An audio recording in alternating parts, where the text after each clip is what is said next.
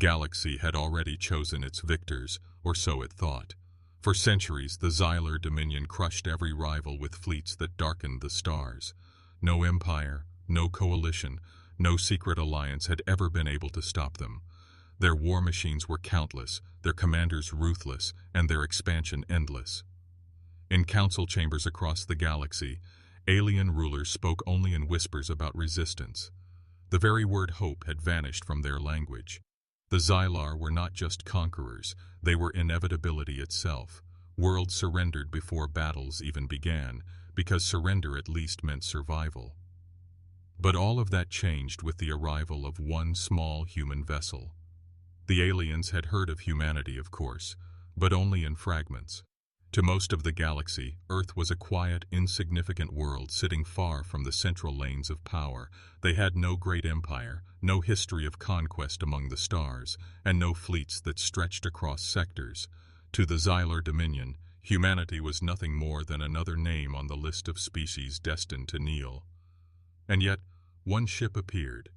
One ship dared to move against the tide. The first sighting happened on the edge of the Darnus Belt. A Xylar armada had cornered the last fleet of the Saurians, an old reptilian people who had once been proud rulers of 3 systems. Their fleets were shattered, their homeworld bombarded, their leaders executed. The Xylar prepared the final strike. The battle should have ended quickly, another routine extermination. But in the middle of burning wreckage, a new signal cut across the void. It was a lone vessel, unknown design, marked with symbols no one recognized. Compared to the massive Xylar war cruisers, it was nothing more than an insect drifting into the storm. The Dominion laughed, the Saurians wept, and then the ship opened fire. Inside that vessel, the crew of humanity worked with cold precision. They were not many, not compared to the vast alien fleets, but they carried something else, something the galaxy had forgotten long ago. The humans had studied the patterns of Xylar conquest, the blind arrogance in their tactics, the predictable pride that made them careless. And so, the humans built their ship not to match the Dominion in size or numbers, but to strike where no enemy could defend. The first blast tore through a Xylar command ship's shield as if it were paper. The second reduced a battleship to glowing fragments. Within minutes, the laughter stopped. The Saurians watched in disbelief as the lone human vessel danced through the battlefield, turning giants into dust. The Xylar had never been defeated before, yet here, before their eyes, one ship rewrote history. But who were these humans? Why did they fight? The galaxy asked those questions as whispers spread. Some said humans were mad, throwing themselves into certain death for the sake of honor. Others believed they carried ancient weapons no one else understood. A few even thought they were demons wearing flesh, summoned to punish the Dominion's arrogance. On board, the truth was simpler. Humanity did not fight to conquer or to rule. They fought because surrender was not in their nature. Captain Elias, standing at the heart of the bridge, gave the order without hesitation. His voice was calm, steady, carrying the weight of determination. He did not speak of glory or vengeance or destiny. He spoke only of survival, human survival, freedom for every being crushed under the Dominion, and the belief that no empire, however vast, was invincible. "Target their flagship," Elias said, his tone sharp as steel. "Let them remember this day." The crew obeyed, weapons charged. The human vessel cut through the battlefield like a blade through cloth. And for the first time, in centuries, the Xylar Dominion knew fear. By the end of that battle, only wreckage drifted in the void. The Saurians, who had expected extinction, found themselves alive, trembling with disbelief. The lone human ship did not stay to claim their loyalty, nor to take their worlds. It simply vanished into the stars as quickly as it had come. But the legend had begun. In distant systems, refugees whispered about the lone ship. Merchant captains swore they had seen its silhouette against burning skies. And in the dark halls of the Dominion, generals who had once boasted of eternal victory now argued in secret, afraid of shadows. They had defeated all before, but now they faced something different. Humanity. and everything was about to change. The galaxy had never believed in miracles, but after the battle at the Darnus Belt, the word returned to them. Across space, whispers spread faster than light itself. The lone human ship destroyed the Xylar flagship. Entire civilizations, once silent in their fear, now repeated the tale as if speaking it aloud gave them strength. But not all whispers were filled with hope. In the dark palaces of the Dominion, the news was met with rage. High Chancellor Valen of the Xylar stared at the burning remains of his fleet on the holoscreen. His claws dug into the metal armrest of his throne until sparks flew. Around him, his advisors stood frozen, afraid to even breathe. One ship? Valen's voice was low, dangerous. One primitive ship dares humiliate the Dominion? No one dared to answer. The Dominion had always believed war was mathematics. Numbers of fleets, weight of firepower, the cold logic of overwhelming strength. But now that equation had been broken. One vessel had cut through certainty itself. Valen slammed his claws down. Find them. Hunt them. I want the humans broken in front of the galaxy. Orders spread through every fleet, every spy network, every list. Ning Station. The Dominion was no longer at war with coalitions or empires. It was at war with humanity. On the other side of space, the human ship drifted silently through a debris field, repairing itself. Its crew worked with discipline but also exhaustion. Every face carried both triumph and fear. They had won, but they knew it was only the beginning. Captain Elias stood at the central display, eyes fixed on maps of the galaxy. Around him, officers murmured updates, but his thoughts were far away. The Saurians had sent a message of gratitude, pledging loyalty, but Elias knew the humans could not afford to accept allies so easily. Every ally was a target, every victory a spark that could ignite a fire too big to control. Still, Elias also knew the truth. They had already been noticed. The Dominion would not rest. The humans had chosen their path, and there was no turning back. The crew was small, but each carried the spirit of Earth in their hearts. Engineers who had once built ocean ships now worked on engines that bent space itself. Soldiers who had once fought on muddy ground now guided weapons that cut through starships. Scientists who had studied the cold silence of the void now used it to cloak their vessel from hunters. They were not the largest, nor the strongest, but they carried something the galaxy had never seen before. They carried the human will to fight when all others surrendered. Their next mission came quickly. Scattered transmissions spoke of a rebellion on the mining world of Ferron, where workers begged for help as Dominion forces crushed them with fire and steel. The crew argued. Some said it was too dangerous. Others said helping would expose their position. But Elias raised his hand and silenced them. "If we are only one ship," he said, his voice steady, "then let us be the ship that proves resistance is possible. If we hide, the galaxy, he forgets us. If we act, the galaxy remembers." No one argued after that. When the human vessel arrived in orbit above Ferron, the planet was already burning. Fires stretched across the deserts where the mines lay. Dominion gunships hunted civilians as if it were sport. Entire families fled into caves, praying the flames would not find them. The human ship descended through clouds of smoke.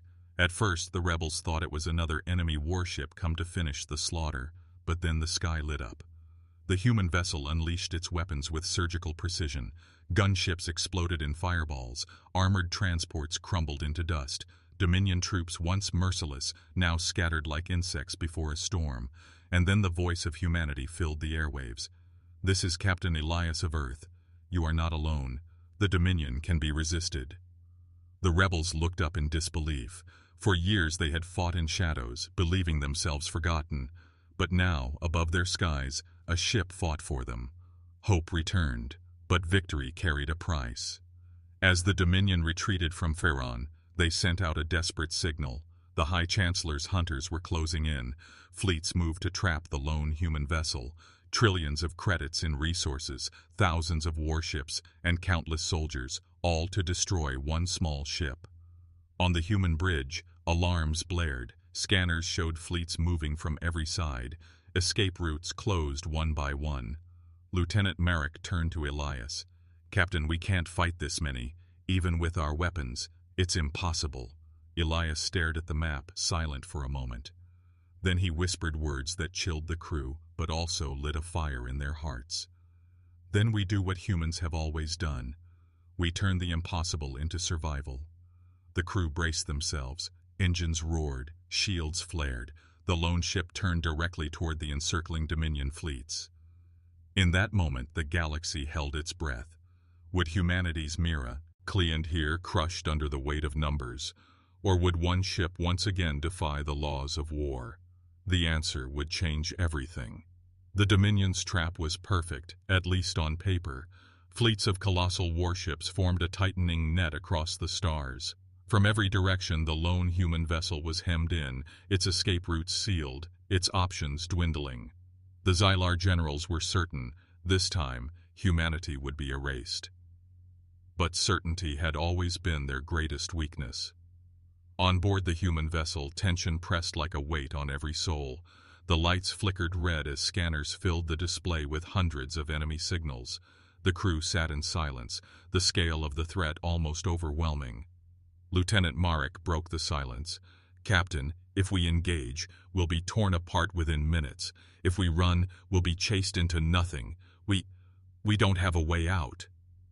Captain Elias didn't respond immediately. His hands rested behind his back, his eyes steady on the swarm of enemy ships. He spoke with calm certainty, as though he had been waiting for this moment. "Do you know what makes humanity dangerous, Marek?" Elias asked softly. The lieutenant hesitated. "Our weapons?" Elias shook his head. "Our refusal to accept limits." While the Dominion relied on overwhelming numbers, the human ship carried something the galaxy had never seen before, a hidden core buried deep within its design. Built from knowledge taken from Earth's most daring scientists, it was not just a weapon, it was an idea. The Aegis core had been considered too unstable to test, too dangerous to unleash. It bent physics itself, manipulating gravity fields, turning space into a weapon. The crew had sworn to keep it secret, a final card if all else failed. Now Elias gave the order. "Activate the core." The bridge fell silent. Fear flickered across every face, but slowly, hands moved. Across consoles. The ship's engine screamed, space around the vessel twisted, and the stars themselves seemed to ripple like water. The Dominion fleets closed in, confident of victory. But then, the impossible happened. The human ship surged forward, leaving streaks of warped light behind it. The core generated gravity wells that bent enemy projectiles away, turning their missiles into useless spirals. When Dominion warships tried to maneuver, the very space around them collapsed inward, ripping their formations apart. One by one, colossal ships, once symbols of Dominion power, were torn apart not by firepower, but by physics itself. Their shields meant nothing, their strategies meant nothing. Against the weapon humanity had built, the laws of war shattered. Panic spread through the Dominion lines. Commanders screamed over comms. Soldiers stared in disbelief as one human vessel destroyed entire squadrons with movements no alien mind could predict. For the first time in centuries, the Dominion realized they were prey. Yet power always carries a price. The Aegis core consumed enormous energy. Each burst strained the ship's systems, each maneuver pushing the crew closer to collapse. Sparks flew across the bridge as circuits overloaded. Engineers shouted warnings. "Core stability at 30%. Engines overheating. Shields collapsing." Still, Elias stood firm. "Push it. Humanity does not break." The crew obeyed. At the edge of the battle, alien refugees who had been watching from hidden outposts could hardly believe what they saw. The lone human vessel carved open a path through the Dominion trap, leaving wreckage in its wake. The legend of the lone ship was no longer rumor, it was undeniable fact. The rebels of Pharaon, listening to intercepted transmissions, wept with joy. The enslaved of countless worlds whispered the same words. They can be defeated. The galaxy was changing. On the Dominion flagship, High Chancellor Valen watched the destruction in a fury he could barely contain. His generals begged him to retreat, to regroup, but he struck them down with his claws. "No," Valen roared. "I will not yield to insects. If they wield impossible power, then I will unleash horrors they cannot imagine. Humanity will drown in fire." The Dominion prepared its response. Entire sectors were ordered into mobilization. Weapons banned by ancient treaties were unlocked. For the first time in its long reign, the Dominion was afraid, and fear made them reckless. Back aboard the human ship, the Aegis Corps finally shut down, its systems fried, its energy exhausted. The vessel drifted into silence, alive but battered. The crew slumped in their seats, sweat dripping, lungs heavy. They had survived, but only just. Lieutenant Marek leaned against his console, breathing hard. "Captain, we can't use the core again. Not like this. It'll tear the ship apart." Elias nodded, his expression grim. He knew the truth. The core was powerful, but it was not enough to win a war. The Dominion would adapt, and humanity could not rely on one miracle alone. He turned to the crew. "We've shown the galaxy that the Dominion can bleed. That is enough for now. But make no mistake, the storm is coming. They will throw everything they have at us, and when they do, we must be ready." The crew listened in silence. They knew their path was no longer survival, it was resistance. As the ship disappeared into the shadows of deep space, the galaxy erupted with whispers once more. Some called the humans heroes, others called them fools, but everyone agreed on one thing. The age of Dominion certainty was over, and humanity had lit the fire. The galaxy had changed overnight. Where once there had only been silence and fear, now there was a spark of rebellion.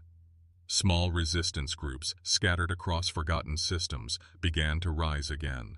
For the first time in generations, they dared to believe that the Dominion could be defeated, and all because of one human ship. But sparks attract storms. The High Chancellor of the Dominion unleashed his wrath. Entire fleets were sent not to conquer but to punish. Rebellious planets were scorched until nothing remained but ash. Whole cities were erased in retaliation for whispers of the lone human vessel. To the Dominion, the message was clear: resist, and you will burn. To the rest of the galaxy, the message was something else. The humans had shaken the throne of power, and the throne was trembling. On board the human ship, the crew repaired in silence. The Aegis Corps had saved them, but it was damaged beyond quick repair. Engineers worked day and night, welding plates, replacing conduits, and trying to stabilize the fractured core. Lieutenant Marek spoke what everyone thought. "Captain, next time we face them, we won't have the core. Without it, we won't survive." Captain Elias studied the stars outside the viewport, his expression calm but heavy. "Then we adapt, Marek. That's what humanity does." But even Elias knew they could not fight alone forever. Not long after, a transmission reached them, encoded in layers of frequency so complex it almost went unnoticed. When decrypted, the message revealed itself as a plea. It came from the Kalari, an aquatic species once known for vast fleets, now reduced to slaves mining resources for the Dominion. Their message was short: "We saw what you did. If you can reach us, we will rise again. But hurry. The Dominion prepares to break us completely." Elias gathered his officers. The debate was fierce. Some argued it was a trap, a lure by the Dominion. Others argued they couldn't risk exposing themselves. But Elias raised his hand and spoke with that same unshakable tone. "If we fight alone, we die alone. If we give others the strength to fight, then humanity will never truly be alone. We go to the Kalari." The journey was dangerous. Dominion patrols swept every sector, hunting the humans like predators. The ship had to drift in silence, cloaked in asteroid fields, hiding within the storms of dying stars. The crew barely slept, knowing a single signal could betray them. Finally, they reached the Kalari homeworld. What they saw chilled them. Once a shining ocean planet, filled with towers rising from crystal seas, it was now scarred. Dominion warships hovered in orbit, their weapons locked on cities below. Slave transports carried Kalari in chains. The oceans themselves boiled where bombardments had struck. The human crew clenched their fists in rage. Elias gave his command. "We will free them, even if the galaxy calls it madness." The attack began in the shadows. The human vessel slipped through the Dominion blockade, striking like lightning. A warship fell before alarms could spread. Then another.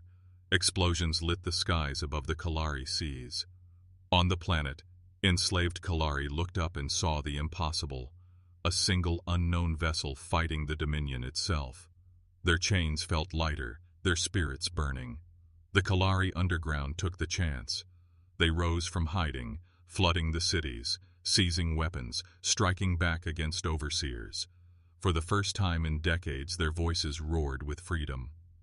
The battle raged for hours. The human vessel weaved through impossible odds, protecting Kalari forces, destroying Dominion strongholds. Each maneuver pushed the ship closer to collapse, but still they fought. At last, the Dominion fleet broke, retreating with heavy losses. For the first time in living memory, the Kalari saw their skies free of enemy ships. On the shorelines of their shattered cities, the Kalari leaders met with Captain Elias. Their tall, silver-skinned forms bowed, their luminous eyes filled with gratitude. "You are few," their leader said, "yet you fight with the strength of many. Tell us, human, what do you seek?" Elias answered without hesitation. "Not dominion, not power, only freedom, for us, for you, for every world that still believes it can be free." The Kalari leader placed a hand against his chest. "Then we will fight with you. One ship will become many." Across the galaxy, the legend grew. It was no longer just the lone human ship. It was now the humans and their allies. Other species began to whisper, then to act. Weapons were hidden less carefully. Resistance cells rose from the shadows. Hope, once dead, now spread like wildfire. But in the dark halls of the Dominion, the High Chancellor smiled, not in victory, but in fury. "Let them gather," Valen hissed. "Let them cling to their false hope. We will unleash the weapon no world has ever seen, and we will erase their courage forever." His generals trembled, for they knew what he spoke of. A weapon so feared that even the Dominion rarely uttered its name. A weapon designed not just to conquer, but to end civilizations completely. Back aboard the human vessel, the crew celebrated their first true ally. Yet Elias stood at the viewport silent. He felt the storm gathering. The Dominion was not retreating. It was preparing for something greater. And humanity's greatest test was still to come. The Kalari had joined the humans, and with them came the first flicker of unity the galaxy had seen in centuries. Together they rebuilt ships, trained fighters, and shared secrets long buried under Dominion rule. The lone human vessel was no longer truly alone.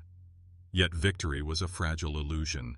In the depths of Dominion space, something far darker awakened. The High Chancellor sat within the obsidian chamber of his war palace, his claws resting on a console no ruler had touched for generations. Before him glowed the sealed archives of ancient Dominion weapons, relics so destructive that even tyrants before him had hesitated to use them. "Open it," Valen commanded. His generals exchanged fearful glances. One spoke in a trembling voice. "My lord, those weapons were forbidden even by our ancestors. They tear worlds apart. They poison entire systems. To unleash them is to risk—" Valen's roar silenced him. "Risk? Humanity has already broken the order of this galaxy. If it takes the fire of extinction to erase them, then let the stars themselves burn." The chamber opened.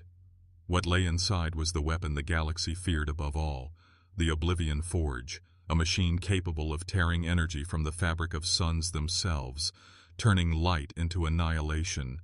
The Dominion would not simply conquer its enemies, it would erase them. News of the weapon spread quickly, carried by terrified spies and desperate refugees. When the Kalari leaders revealed it to the humans, the entire crew fell silent. Lieutenant Marek whispered the thought none wanted to say aloud. If they unleash this, there will be no resistance, no fleet, no hope. They will burn entire systems to ash. The room turned to Elias. His face was calm, but his voice carried the weight of iron.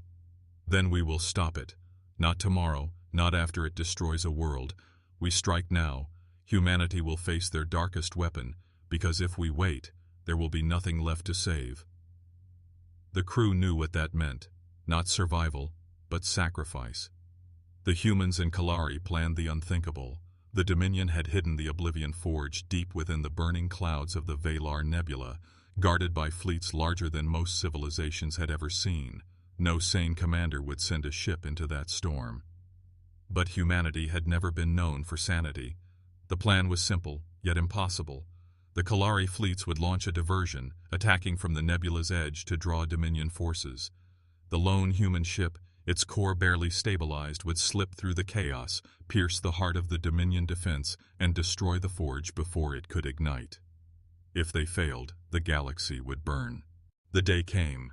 The Kalari fleets, though smaller, charged with fury born of generations of slavery. Their ships streaked into the nebula, firing wildly, drawing the Dominion's massive fleets into pursuit. Explosions lit the gas clouds like storms of fire. Through the chaos, the human ship slipped forward. Engines burned, shields flickered, but the vessel pressed on, deeper into the storm. Finally, it appeared, the Oblivion Forge, a colossal structure of black metal pulsing with stolen energy from nearby stars. It was less a weapon and more a living wound in space itself. Tendrils of energy reached out like claws, tearing at the void, draining power from suns. The crew stared in silence. Lieutenant Marek whispered, "How can we destroy something that devours stars?" Elias gave the only answer humanity ever had: by refusing to stop. The ship dove straight into the forge's defenses.